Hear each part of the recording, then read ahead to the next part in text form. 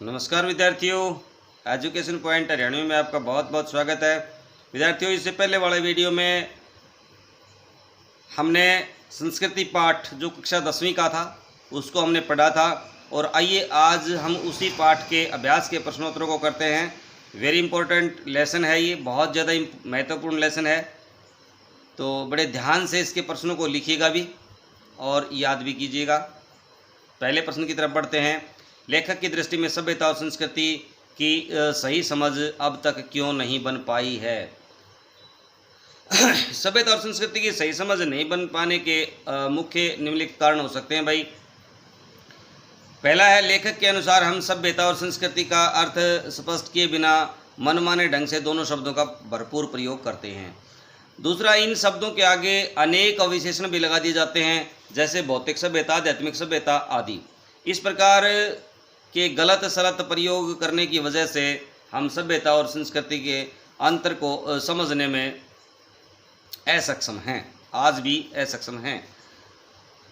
लोग अपने अलग अलग विचार प्रस्तुत करते रहते हैं, अलग अलग ढंग से परिभाषित करते हैं, अतः इन दोनों शब्दों के अर्थ की दृष्टि से नहीं समझा जा सकता, और इसलिए हम इस बात को नहीं समझ पाए हैं, या हमारी समझ नहीं बन पाई है।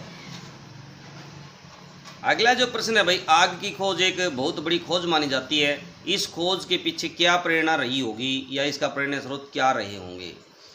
आवश्यकता या आविष्कार की जननी है। जब आग का आविष्कार हुआ था तब आग की खोज मनुष्य के लिए सबसे बड़ी प्रसन्नता रही होगी। आग का महत्व और उपयोग सबसे अधिक है। अन्य बहुत से कार्यों में आग की सबसे अधिक उपयोगिता भोजन पकाने में है। ठंड से बचने के उपाय, अंधकार के भय को प्रकाश से दूर किया जा सकता है, आदि आदि अनेक कारणों से मतलब इसकी खोज के कारण रहे होंगे। अगला प्रश्न है भाई, वास्तविक अर्थों में संस्कृत व्यक्ति किसे कहा जा सकता है? भाई, ऐसा व्यक्ति जो अपनी योग्यता के आधार पर नए तथ्य की खोज करता है, वह व्यक्ति वास्तविक अर्थों में संस्कृत व्यक्ति कहा जा सकता है। न्यूटन ने अपनी योग्यता के अनुसार गुरुत्वाकर्षण के सिद्धांत का आविष्कार किया। यह सिद्धांत नया था, इसलिए उसे संस्कृत व्यक्ति कहना उचित है। जिन्होंने अपनी योग्यता से आग या सुई धागे का आविष्कार किया होगा, वे संस्कृत व्यक्ति रहे होंगे। इसी प्रकार जन कल्याण की भावना से निहित व्यक्ति जन कल्याण के सूत्र स्थापित करता है, तो वह संस्कृत व्यक्ति कहलाता है। अगला प्रश्न है भाई, न्यूटन को संस्कृत मानव कहने के पीछे कौन से तर्क दिए हैं? न्यूटन द्वारा प्रतिपादित सिद्धांतों एवं ज्ञान की और नई दूसरी बारीकियों को जानने वाले लोग भी न्यूटन की तरह संस्कृत नहीं कहला सकते। क्यों? भाई, लेखक के अनुसार संस्कृत व्यक्ति वह है जो अपनी योग्यता के आधार पर नए तथ्यों का आविष्कार करके नए तथ्य के दर्शन किए हों। भाई, न्यूटन ने भी सर्वप्रथम गुरुत्वाकर्षण के सिद्धांत का आविष्कार किया, इसलिए यह संस्कृत मानव था। उसने अपने सिद्धांत को सिद्धांत से सुशिक्षितों का परिचय करवाया है। दूसरी ओर न्यूटन के सिद्धांत से परिचित होने के बावजूद न्यूटन से भी अधिक ज्ञान रखने वाले उसी प्रकार संस्कृत व्यक्ति नहीं कह सकते। जिस प्रकार पूर्वजों से प्राप्त वस्तु संतान को अनायास मिल जाती है, जो संतान संस्कृत नहीं कहला सकती, हम उसे सभ्य कह सकते हैं। अतः आविष्कार का जनक संस्कृति व्यक्ति होती है, अन्य नहीं। अतः लेखक की परिभाषा के अनुसार न्यूटन से भी अधिक बारीकियों का ज्ञान रखने वाला न्यूटन से अधिक सभ्य कहे जा सकते हैं, लेकिन संस्कृत नहीं कहे जा सकते। अगला प्रश्न है भाई, किन महत्वपूर्ण आवश्यकताओं की पूर्ति के लिए सुई धागे का आविष्कार हुआ होगा? भाई, जिन महत्वपूर्ण आवश्यकताओं की पूर्ति के लिए मनुष्य ने सुई धागे का आविष्कार किया होगा, वे निम्नलिखित रही होंगी। भाई, जब वह सर्दी गर्मी को सहन करने में असमर्थ हो गया होगा, फिर शीतोष्ण से बचने के लिए उपाय ढूंढते हुए सुई धागे का आविष्कार किया होगा।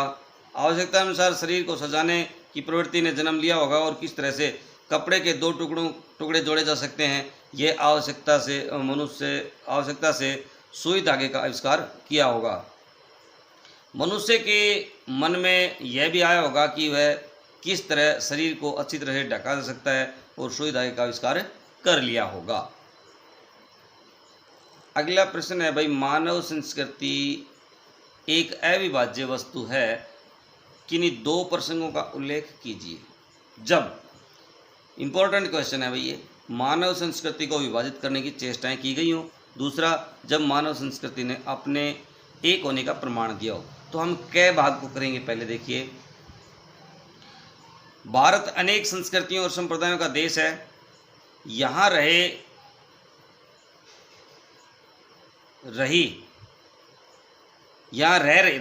रही मुख्य रूप से दो संस्कृतियों, हिंदू और मुसलमानों के मध्य विद्वेष फैला करके अंग्रेजों ने मानवीय नहीं आएगा भैया, मानव संस्कृति को विभाजित करने का प्रयास किया। हालांकि फलस्वरूप हिंदू और मुसलमान के नाम पर भारत पाकिस्तान का निर्माण तो हुआ, किंतु दोनों देशों के जनमानस के सोचने समझने का तरीका आज भी एक ही है।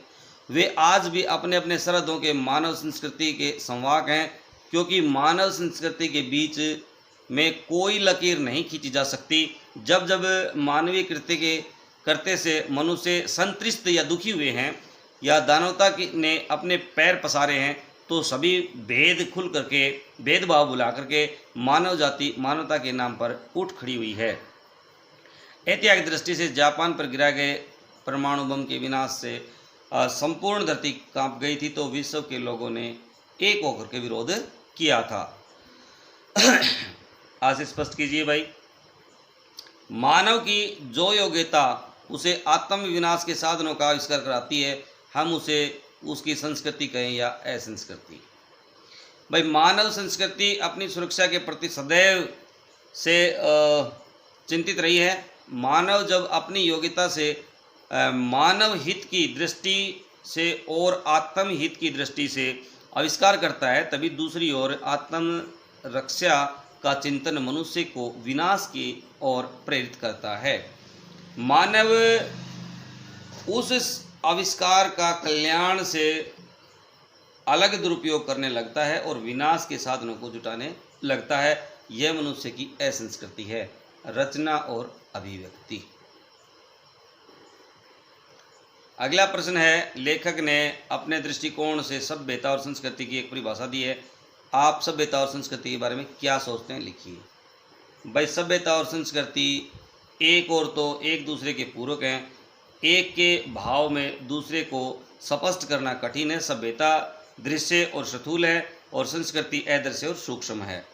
संस्कृति एक विचार है। हमारे आदर्श पुरुषों ने, मनीषियों ने जो सूत्र अपने अनुभवों से स्थापित किए, जो मानव हित में हैं, वे अनुकरणीय सूत्र संस्कृति हैं। सभ्यता दृष्ट है, वह जीवन जीने की कला है।